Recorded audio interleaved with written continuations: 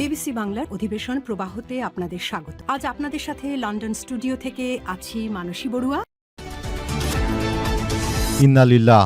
আবার মধ্যপ্রাচ্যে তৃতীয় বিশ্বযুদ্ধ ছড়িয়ে পড়েছে। দখলদার ইসরায়েলি বাহিনী এবং মার্কিন যুক্তরাষ্ট্রকে কোনোভাবে ছাড় দেওয়া হচ্ছে না। পরিস্থিতি অত্যন্ত জটিল আকার ধারণ করেছে।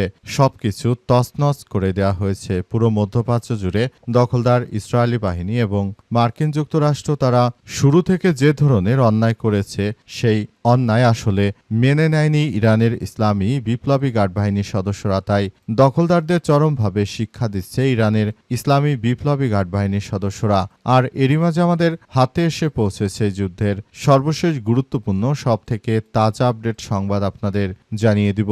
প্রথমেই জানাবো, যুদ্ধে ক্ষেপণাস্ত্র সক্ষমতার বড় অংশই ব্যবহৃত হয়নি, জানালো ইরান। ইরানের প্রতিরক্ষা মন্ত্রণালয় জানিয়েছে দেশটির ক্ষেপণাস্ত্রের সক্ষমতার একটি উল্লেখযোগ্য অংশ এখনও অব্যবহৃতই রয়ে গেছে। সেই সঙ্গে দেশীয় প্রযুক্তিতে বর্তমানে 1000-এরও বেশি ধরনের অস্ত্র উৎপাদন করা হচ্ছে বলে জানিয়েছে তেহরান আরও জানিয়েছে, মার্কিন যুক্তরাষ্ট্র এই ভুল যদি আরেকবার করে তাহলে চষে ফেলা হবে যুক্তরাষ্ট্রের মধ্যপ্রাচ্যের সব ঘাঁটি। এরপর জানাবো, পাকিস্তানের সেনাপ্রধানের সঙ্গে ইরানি পররাষ্ট্রমন্ত্রীর বৈঠক। পাকিস্তানের সেনাপ্রধান আসিম মুনিরের সঙ্গে বৈঠক করেছে ইরানের পররাষ্ট্রমন্ত্রী সৈয়দ আব্বাস আরাগচি। ইরানি দূতাবাস জানিয়েছে, দুই নেতা আঞ্চলিক নিরাপত্তা এবং ইসলামাবাদ ও তেহরানের মধ্যে দ্বিপক্ষীয় সহযোগিতা নিয়ে আলোচনা করেছে এবং কিভাবে যুদ্ধ বিরতি করা যায় কিংবা কিভাবে কি করা যায় সেসব বিষয় নিয়ে তারা কাজ করছে। এদিকে ইরানের চাবাহার বন্দরের অংশীদারিত্ব ছাড়ছে ভারত নেপথ্যে কি? চাবাহার বন্দরের অংশীদারিত্ব একটি ইরানি কোম্পানির কাছে হস্তান্তরের পরিকল্পনা করছে ভারত। বিজনেস স্ট্যান্ডার্ডের এক প্রতিবেদনে বলা হয়েছে, ইরানের চাবাহার বন্দরে ভারতের বিনিয়োগ এবং ব্যবহারের উপর মার্কিন যুক্তরাষ্ট্রের নিষেধাজ্ঞার ক্ষেত্রে ছাড়ের মেয়াদ আগামী 26শে এপ্রিল শেষ হচ্ছে। আর এই মেয়াদ শেষ হওয়ার আগেই নিষেধাজ্ঞার ঝুঁকি এড়াতে কৌশলগত পদক্ষেপ নিচ্ছে ভারত। এবারে জানাবো, যুক্তরাষ্ট্রে বাংলাদেশের 2 শিক্ষার্থীকে হত্যা, SWAT-এর দুর্ধর্ষ অভিযানে সন্দেহভাজন যুবক গ্রেপ্তার। ভিডিওতে যা দেখা গেল, যুক্তরাষ্ট্রে বাংলাদেশের 2 পিএইচডি শিক্ষার্থী জামিল লিমন এবং নাহিদা বৃষ্টিকে নৃশংসভাবে হত্যাকাণ্ডের শিকার করা হয়েছে। এই হত্যাকাণ্ডের ঘটনায় সন্দেহভাজন এক যুবক, নাম তার আবু ঘারবিয়ে, তিনি যুক্তরাষ্ট্রে বাসিন্দা এবং তিনি নিহত জামিল লিমনের রুমমেট ছিলেন বলে জানা গেছে। এই ঘটনার পর তাকে যুক্তরাষ্ট্রের পুলিশের স্পেশাল টিম SWAT-এর সদস্যরা গ্রেপ্তার করেছে। এবং সর্বশেষ জানাবো, বাংলাদেশ ও 75 দেশের অভিবাসী ভিসা নিষেধাজ্ঞা দিল যুক্তরাষ্ট্র। বাংলাদেশ ও 75টি দেশের নাগরিকদের জন্য অভিবাসী ভিসা বা ইমিগ্রেন্ট ভিসা দেয়া নিষেধাজ্ঞা দিয়েছে যুক্তরাষ্ট্রের পররাষ্ট্র দপ্তরগুলো। তবে ভ্রমণ ভিসা বা ভিজিট ভিসা চালু থাকবে বলে জানানো হয়েছে। আজ ঢাকার মার্কিন দূতাবাস ভিসা সংক্রান্ত এক বার্তায় তথ্য নিশ্চিত করা হয়েছে। প্রিয় দর্শক, এতক্ষণ শুনছিলেন সংবাদ শিরোনাম, এবারে বিস্তারিত। তবে তার আগে বন্ধুরা, অনুরোধ থাকবে এই সংবাদটিতে একটি লাইক দিন। এই চ্যানেলে আপনি নতুন হয়ে থাকলে আমাদের সংবাদটি দেখতে দেখতে চ্যানেলটি সাবস্ক্রাইব করে রাখুন। কমেন্ট করে বন্ধুরা আপনার মূল্যবান মতামত জানিয়ে দিন আপনি বিশ্বের কোন দেশ থেকে বা বাংলাদেশের কোন স্থান থেকে আমাদের সংবাদটি দেখছেন এবং শুনছেন। আর বন্ধুরা, সংবাদটি আপনার সোশ্যাল মিডিয়া ফেসবুকে শেয়ার করে বন্ধুদেরও দেখার সুযোগ করে দিন। গাজা যুদ্ধে আপনি যদি নিরীহ ফিলিস্তিনিদের ভালোবেসে থাকেন বন্ধুরা, কমেন্টে ইয়েস লিখে পুরো বিশ্বকে আমাদের এই সংবাদটি দেখার সুযোগ করে দিন। এবারে বিস্তারিত। যুদ্ধে ক্ষেপণাস্ত্র সক্ষমতার বড় অংশ এখনও ব্যবহার হয়নি, জানালো ইরান। ইরানের প্রতিরক্ষা মন্ত্রণালয় জানিয়েছে যে মার্কিন যুক্তরাষ্ট্র আমাদের সঙ্গে যুদ্ধ শুরু করার পর আমাদের অধিকাংশ ক্ষেপণাস্ত্র সিস্টেমই আসলে এখনও অক্ষত অবস্থায় রয়েছে। সেখানে আরও দাবি করা হয়েছে যে মার্কিন যুক্তরাষ্ট্র সঙ্গে যুদ্ধ শুরু হওয়ার পর ইরানের হাতে যত ক্ষেপণাস্ত্র সক্ষমতা রয়েছে তার বেশিরভাগই এখনও অব্যবহৃত রয়েছে। এবার যদি নতুন করে মার্কিন যুক্তরাষ্ট্র তারা ইরানের বুকে হামলা চালানোর মতো কোনো দুঃসাহস দেখায় তাহলে তাদেরকে একদম ধূলিসাৎ করে দেয়া হবে। ইরানের পক্ষ থেকে আরও জানানো হয়েছে যে পুরো বিশ্বজুড়ে দখলদার ইসরায়েলি বাহিনীকে চরমভাবে শিক্ষা দেওয়ার জন্য এখনই এসব বিষয় নিয়ে তারা খুবই গুরুত্ব সহকারে কাজ করছে। পরিস্থিতি অত্যন্ত জটিল আকার ধারণ করার আগে ইহুদিবাদী ইসরায়েল এবং মার্কিন যুক্তরাষ্ট্রকে আরেক দফা শিক্ষা দেওয়ার জন্য ইরান পুরোপুরি প্রস্তুত। যে কোনো মুহূর্তে ইরান পরিস্থিতি মোকাবেলা করার জন্য তারা এগিয়ে যাচ্ছে এবং ভবিষ্যতের একটি সমৃদ্ধ ইরান একটি আধুনিক রাষ্ট্র ও কল্যাণকর রাষ্ট্র গড়ে তোলার মধ্য দিয়ে তারা মূলত আবারও একটি কার্যক্রম এগিয়ে নিয়ে যাচ্ছে। দখলদারদের বিরুদ্ধে চরমভাবে শিক্ষা দিচ্ছে ইরানের ইসলামী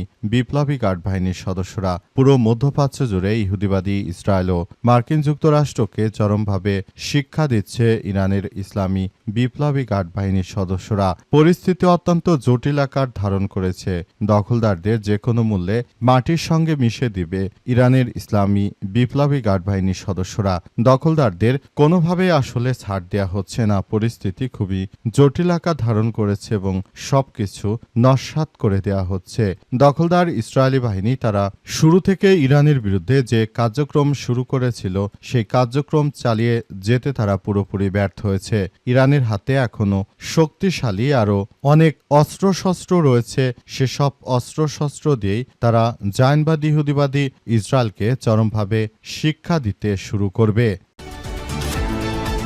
পাকিস্তানের সেনাপ্রধানের সঙ্গে ইরানি পররাষ্ট্রমন্ত্রীর বৈঠক। পাকিস্তানের সেনাপ্রধান আসিম মুনিরের সঙ্গে বৈঠক করেছে ইরানের পররাষ্ট্রমন্ত্রী সৈয়দ আব্বাস আরাগচি। ইরানি দূতাবাস জানিয়েছে দুই নেতা আঞ্চলিক নিরাপত্তা এবং ইসলামাবাদ ও তেহরানের মধ্যে দ্বিপক্ষীয় সহযোগিতা নিয়ে আলোচনা করেছেন। এই বৈঠকে পাকিস্তানের পররাষ্ট্রমন্ত্রী মোহসিন নাকভি এবং জাতীয় নিরাপত্তা উপদেষ্টা জেনারেল আসিম মালিকও অংশগ্রহণ করেন বলে জানা গেছে।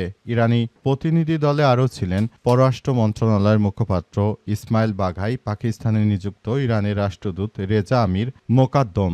ইরানি দূতাবাস আরও জানায় উভয় দেশ এ অঞ্চলে শান্তি ও স্থিতিশীলতার প্রসারের উপর জোর দিয়েছে এবং পাকিস্তান ইরান সম্পর্ক আরও নিরাপত্তা সহযোগিতা জোরদার করতে সম্মত হয়েছে। আজ ইসলামাবাদে পৌঁছান ইরানের পররাষ্ট্রমন্ত্রী সৈয়দ আব্বাস আরাগচি। তাকে অভ্যর্থনা জানায় পাকিস্তানের প্রধানমন্ত্রী। এছাড়াও তাকে অভ্যর্থনা জানিয়েছে পাকিস্তানের পররাষ্ট্রমন্ত্রী।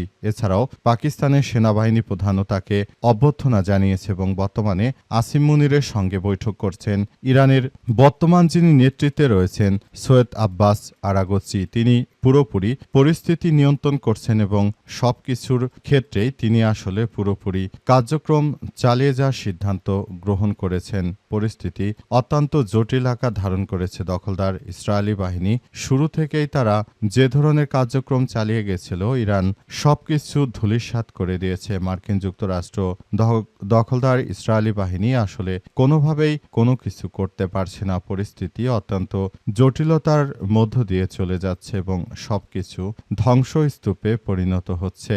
দখলদারদের আর কোনোভাবেই ছাড় দেবে না ইরানের ইসলামী বিপ্লবী গার্ড বাহিনীর সদস্যরা। সবকিছু নস্যাৎ করে দেওয়া হয়েছে। ইরানের চাবাহার বন্দরের অংশীদারিত্ব ছাড়ছে ভারত নেপথ্যে কি? চাবাহার বন্দরের অংশীদারিত্ব একটি ইরানি কোম্পানির কাছে হস্তান্তরের পরিকল্পনা করছে ভারত। বিজনেস স্ট্যান্ডার্ডের এক প্রতিবেদনে বলা হয়েছে যে ইরানের চাবাহার বন্দর ভারতের বিনিয়োগ ও ব্যবহারের উপর মার্কিন যুক্তরাষ্ট্রের নিষেধাজ্ঞার ক্ষেত্রে ছাড়ের মেয়াদ আগামী ২৬ এপ্রিল শেষ হচ্ছে। আর এই মেয়াদ শেষ হওয়ার আগে নিষেধাজ্ঞার ঝুঁকি এড়াতে কৌশলগত পদক্ষেপ নিচ্ছে ভারত। প্রতিবেদনে আরও বলা হয়েছে যে একটি অন্তর্বর্তীকালীন ব্যবস্থার কথাও বিবেচনা করছে ভারত। ভারত জানিয়েছে যে আমরা এখানে আসলে ব্যবসা বাণিজ্য করার উদ্দেশ্যেও ঠিকই এসেছিলাম, তবে বর্তমান সময়ে মার্কিন যুক্তরাষ্ট্র ও ইরানের মধ্যে যে ধরনের সংঘাতময় পরিস্থিতি এবং যে জটিলতার সৃষ্টি হয়েছে আসলে কি হতে চলেছে আমরা বিষয়গুলো আসলে স্পষ্টভাবে বলতে পারছি না। পরিস্থিতি অত্যন্ত জটিল আকার ধারণ করার মধ্য দিয়ে এগিয়ে যাচ্ছে। সবকিছু ধ্বংসস্তূপে পরিণত হয়েছে। পুরো মধ্যপ্রাচ্য জুড়ে দখলদার ইসরায়েলি বাহিনী ও দখলদার মার্কিন যুক্তরাষ্ট্রকে চরমভাবে শিক্ষা দিচ্ছে ইরান। তাই ইরানের সঙ্গে না পেরে তারা ইরানের বিভিন্ন অর্থনৈতিক খাত সংশ্লিষ্ট কার্যক্রমগুলো আসলে নস্যাৎ করার জন্য চেষ্টা চালিয়ে যাচ্ছে ইহুদিবাদী ইসরায়েল ও মার্কিন যুক্তরাষ্ট্র। এই জায়গায় আসলে অত্যন্ত কার্যক্রমগুলো খুবই গুরুত্ব সহকারে হচ্ছে, পরিস্থিতি অত্যন্ত গুরুত্ব সহকারে চলে যাচ্ছে। পুরো বিশ্ব জুড়ে দখলদার ইসরায়েলি বাহিনীকে ধসিয়ে দিচ্ছে ইরানের ইসলামী বিপ্লবী গার্ড বাহিনীর সদস্যরা। তারা এখনও আমাদের নিরীহ লেবাননের নাগরিকদের উপর হামলা চালিয়ে যাচ্ছে।